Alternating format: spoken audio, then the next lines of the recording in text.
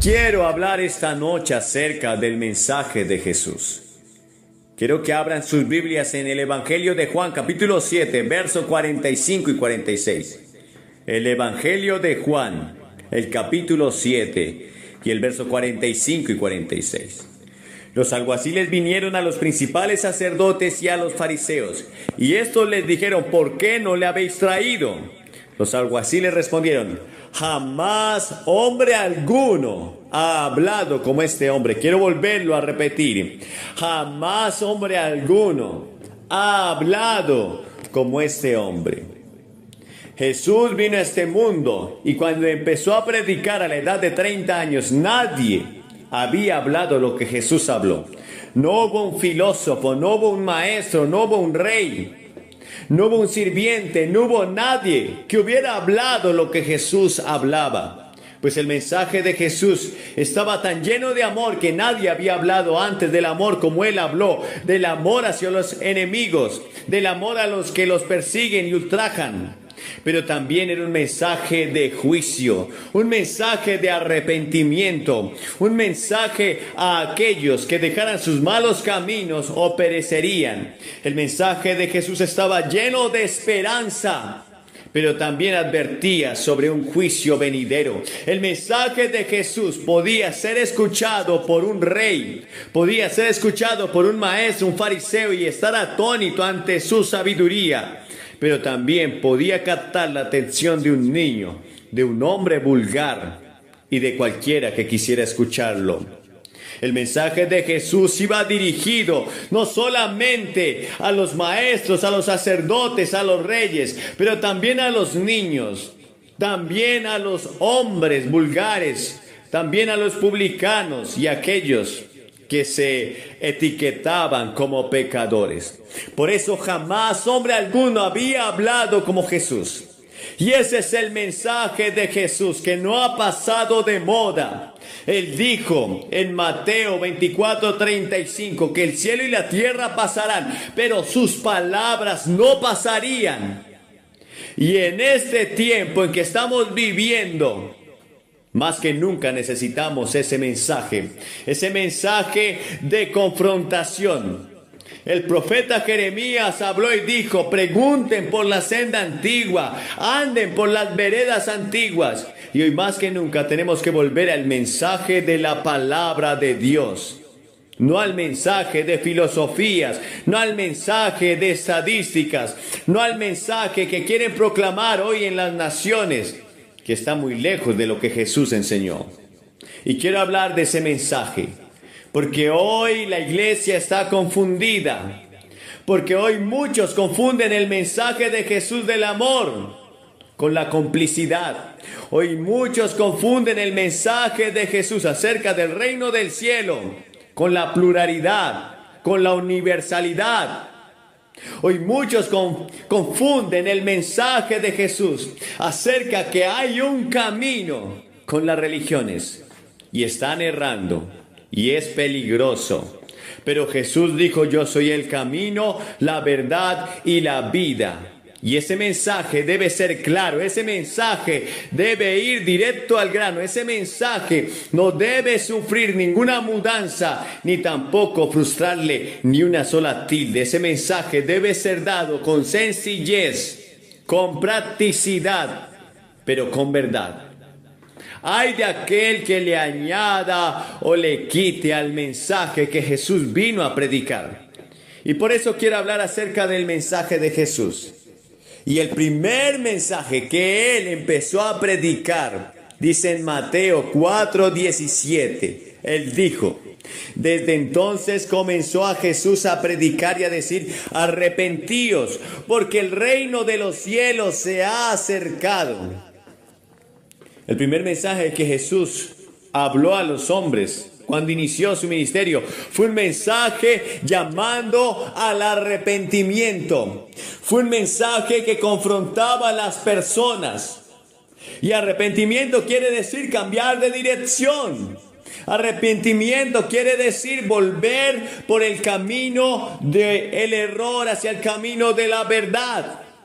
El verdadero arrepentimiento no consiste solamente en emociones y lágrimas, Pero un verdadero arrepentimiento lleva al apartarse del pecado, al reconocer las faltas y al volver a Jesús. El Señor predicó a aquellos fariseos. El Señor predicó incluso a sus discípulos. Sus discípulos le estaban comentando en una ocasión, contándole acerca de cómo Herodes había mezclado los sacrificios de los galileos. Y el Señor dijo, antes si no te arrepientes, todos perecerán igualmente. Y ya el hacha está puesta a la raíz de todo árbol. Ese fue el primer mensaje de Jesús, un mensaje de arrepentimiento, un mensaje de confrontación, un mensaje cargado de amor, pero que no permitía el pecado. Cuando Él habló a aquella mujer que trajeron para que fuera apedreada delante de Él, que fue sorprendida en el mismo acto de adulterio, le preguntaron a aquellos hombres que la traían. En la ley de Moisés se nos dice que debemos apedrear a tales mujeres. El Señor dijo, el que esté libre de pecado que tire la primera piedra. Y todos arrojaron sus piedras al suelo y huyeron. Pero cuando Él está a solas con la mujer, le dice, vete y no peques más. Y hoy los jóvenes de esta era, de este tiempo, necesitan escuchar esta palabra. Vete y no peques más. El Señor le dijo a aquel hombre que estaba en Betesda paralítico, luego de que fue sanado, le dijo, vete y no peques más para que no te suceda algo peor. Y vemos que el mundo está yendo de cabeza porque no queremos que este mensaje sea predicado. Queremos que nos aplaudan, queremos que nos adulen, queremos que la gente nos anime, pero no queremos oír que debemos arrepentirnos. Pero ese fue el primer mensaje que Jesús predicó en su ministerio. Ahora tú y yo somos llamados a predicar el arrepentimiento. En Mateo 5:14 podemos leer, vosotros sois la luz del mundo. Una ciudad asentada sobre un monte no se puede esconder, ni se enciende una luz, ni se pone debajo de un almud, sino sobre un candelero, y así alumbrará a todos los que están en casa. Es necesario que tú y yo seamos luz en medio de las tinieblas. Es necesario que tú y yo seamos la sal de este mundo insípido. Un mundo que está lleno de filosofías relativistas. Y hoy la gente no llama pecado a lo que la Biblia dice que es pecado, porque para ellos es relativo. Pero tú y yo fuimos llamados a predicar la verdad absoluta de la palabra, que no deja el pensamiento libre a las especulaciones. La Biblia llama pecado lo que es pecado, y tú y yo debemos hacerlo también. La Biblia habla de un solo camino, que es Cristo. La Biblia habla de una sola verdad, que es su palabra. La Biblia habla de un juicio venidero y de un cielo eterno, al cual tú y yo estamos invitados, pero sin arrepentimiento no podrá haber remisión de pecado. Si tú quieres venir a Cristo esta noche, deberás arrepentirte. Deberás reconocer que necesitas arrepentimiento, de otra manera no podrás arrepentirte. Deberás reconocer que necesitas dejar muchas cosas, y eso es un verdadero arrepentimiento. Jesús te está llamando a que tú seas un mensajero y que puedas predicar un arrepentimiento, pero antes tú mismo debes arrepentirte si nunca lo has hecho y si nunca has aceptado a Jesús en tu corazón. Me pregunto si el mensaje de Jesús está siendo predicado hoy por su iglesia. ¿O acaso la iglesia se está volviendo tolerante como el Señor le habló a la iglesia de Apocalipsis? Pero tengo contra ti que toleras que esa mujer Jezabel enseñe y seduzca a mis hijos a fornicar. Una iglesia tolerante que tolera las modas, que tolera el pecado en sus miembros, que tolera que el mundo enseñe a sus hijos a hacer maldad. El apóstol Pablo habló a los corintios en el capítulo 5 y les dice, de cierto se oye que entre ustedes hay tal fornicación que ni aun se nombra entre los gentiles, y ustedes están envanecidos y deberían estar lamentándose. Y hoy deberíamos estar lamentándonos de todo lo que está pasando en la iglesia. Pero hay un mensaje de esperanza también. Pero el Señor le dijo a esa iglesia: arrepiéntete, porque vendré pronto. Y ese es el mensaje que tú y yo necesitamos escuchar hoy. Señor quiere una iglesia limpia, sin mancha, sin arruga, que fue lavada por la sangre de Cristo. Pero el arrepentimiento y la fe por la cual tú y yo somos salvos no es solamente un sentimiento, es un compromiso, es un estilo de vida, es apartarse del pecado y vivir para Él. Ahora, el mensaje de Jesús también es un mensaje lleno de autoridad. Lucas 4:32 dice: y se admiraban de su doctrina, porque su palabra era con autoridad. Te pregunto si tú tienes autoridad, si hemos perdido como iglesia la autoridad para predicar. El Señor te llama a ti, me llama a mí a tener autoridad. Debemos predicar la palabra con autoridad. Ahora, la autoridad de Jesús en su mensaje tenía tres fuentes. Primero, la palabra de Dios. En el Evangelio de Juan, el capítulo 3, el verso 34 dice: porque el que Dios envió, las palabras de Dios habla, pues Dios nos da el Espíritu por medida.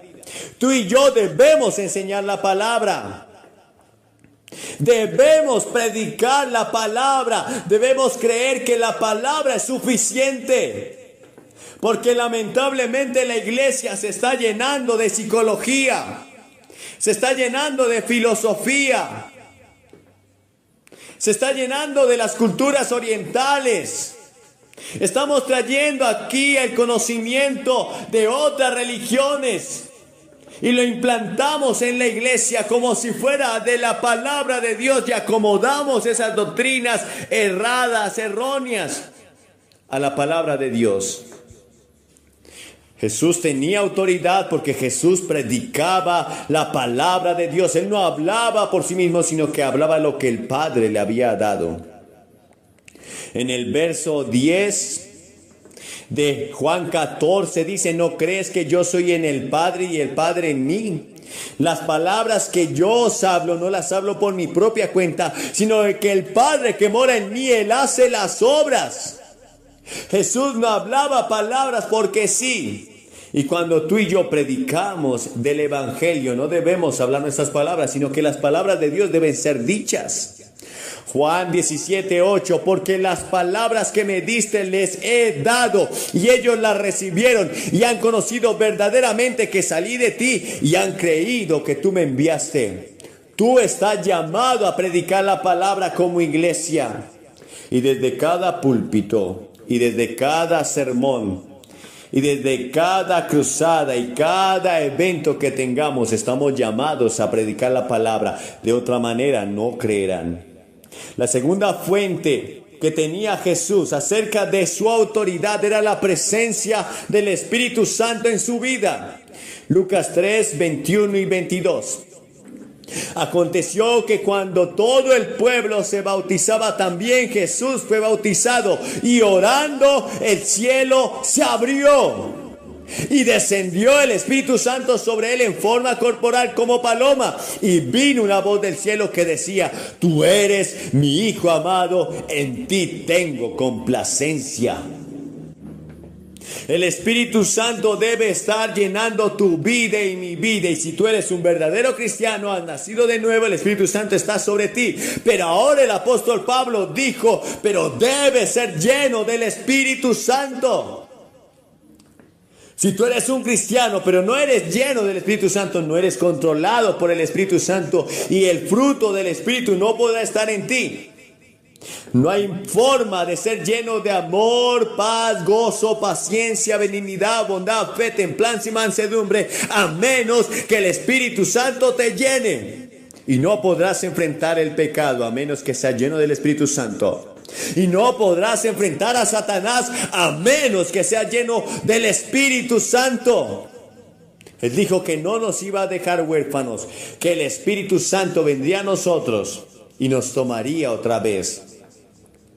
Y Jesús estaba lleno del Espíritu Santo cuando Él vino del desierto, luego de ser tentado, estaba lleno del Espíritu Santo de tal modo que los demonios huían, las enfermedades se iban y la gente se admiraba de su doctrina. Y la tercera fuente de autoridad que había en Jesús para predicar la palabra era su ejemplo.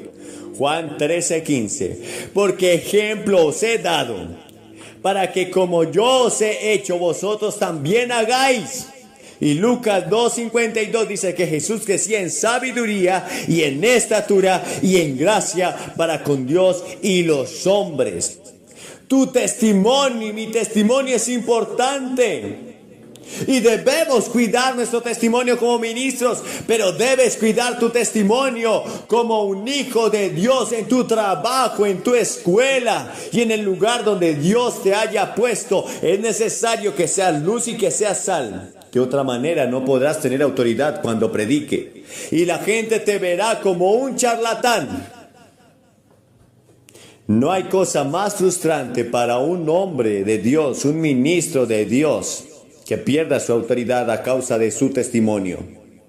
Es necesario que aquel que es un ministro tenga buen testimonio de los de afuera para que no caiga en descrédito y lazo del diablo.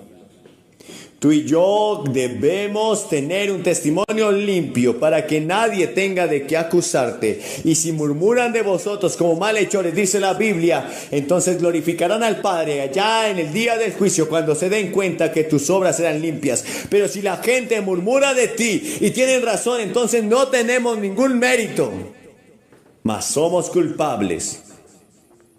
En tercer lugar, el mensaje de Jesús también era un mensaje de esperanza.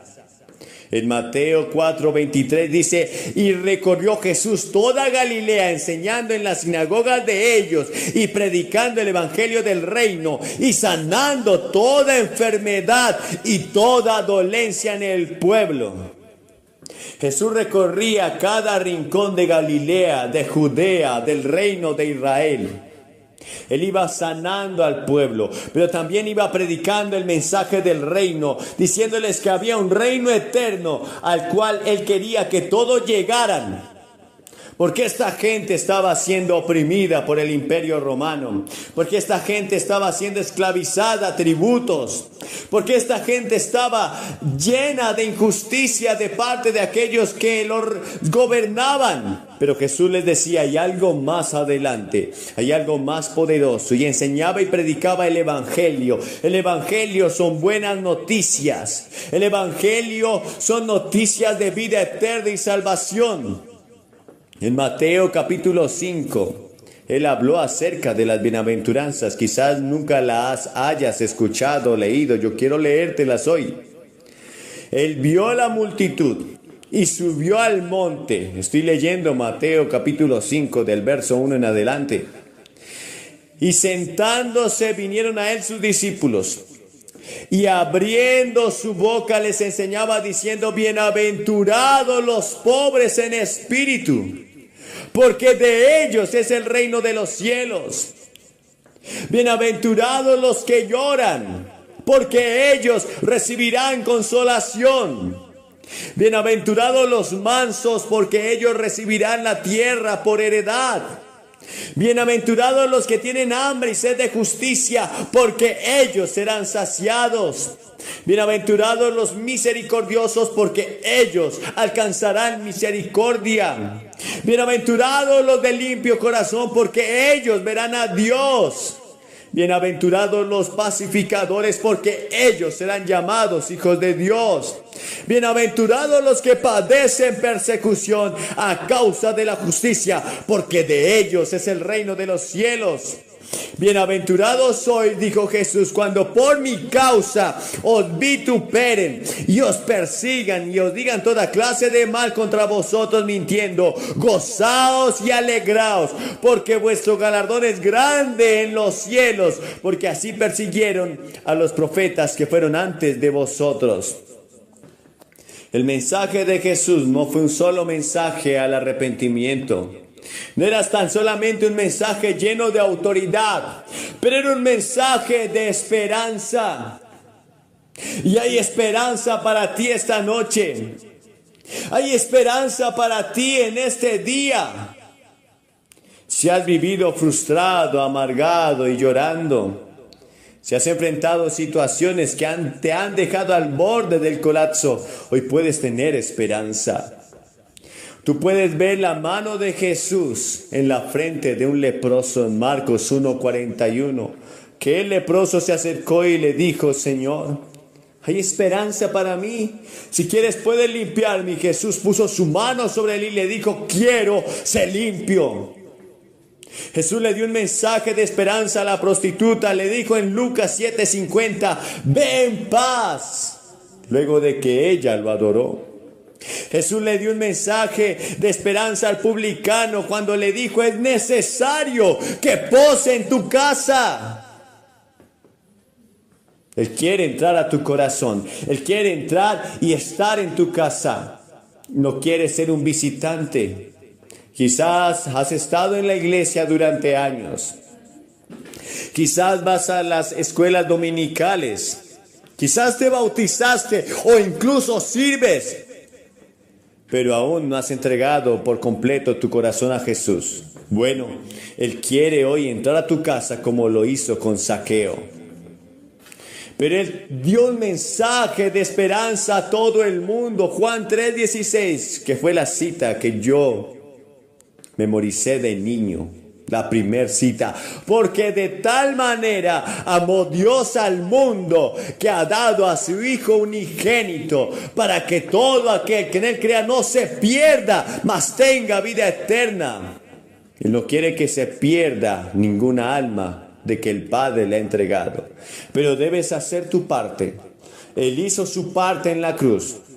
Él tomó tu lugar. Él descendió del cielo, se hizo semejante a los hombres, vivió en una condición humilde, lleno de pobreza. Lo maltrataron, lo desfiguraron y luego torturado fue puesto allí en ese madero de la cruz. Derramó cada gota de sangre por ti. Pero ahora es necesario que tú le aceptes. Finalmente dice en Juan 14:1-3: no se turbe vuestro corazón. Creed en Dios, creed también en mí. En la casa de mi Padre hay muchas moradas. Si así no fuera, yo le hubiera dicho: voy pues a preparar lugar para vosotros. Y si me fuere y os prepararé lugar, vendré otra vez y os tomaré a mí mismo, para que donde yo estoy, vosotros también estéis. Ese es el mensaje de esperanza de Jesús. Esta vida es pasajera. Esta vida es ilusoria. Esta vida está cargada de vanidad. Y Moisés dijo en el Salmo 90 que pronto pasa y volamos. En un abrir y cerrar de ojos. La vida del hombre es comparada en la Biblia como la flor que se marchita, que en la mañana sale y a la tarde es cortada. La vida del hombre es comparada en la Biblia como la neblina que aparece por una esquina y desaparece por otra. Y así es comparada tu Biblia, porque aunque puedas vivir 100 años o más, eso no es nada comparado con una eternidad. Y si rehusas hoy aceptar a Cristo, te perderás para siempre. Una eternidad sin Cristo, separado de Dios, separado de la alegría, del amor, de la emoción. Solamente tristeza, llanto y crujir de dientes. Pero hoy es un llamado al arrepentimiento, un llamado lleno de autoridad, porque es la palabra de Dios, pero un llamado de esperanza. Te voy a pedir que aceptes a Cristo esta noche. Te voy a pedir que te levantes y vengas al frente de esta plataforma y digas: yo quiero recibir a Cristo. Me arrepiento de haber pecado contra Él. Reconozco mi pecado y quiero abandonarlo y me comprometo a seguirle y a servirle. Yo voy a orar contigo. Te daré algo de literatura y comenzarás tu vida cristiana asistiendo a una iglesia.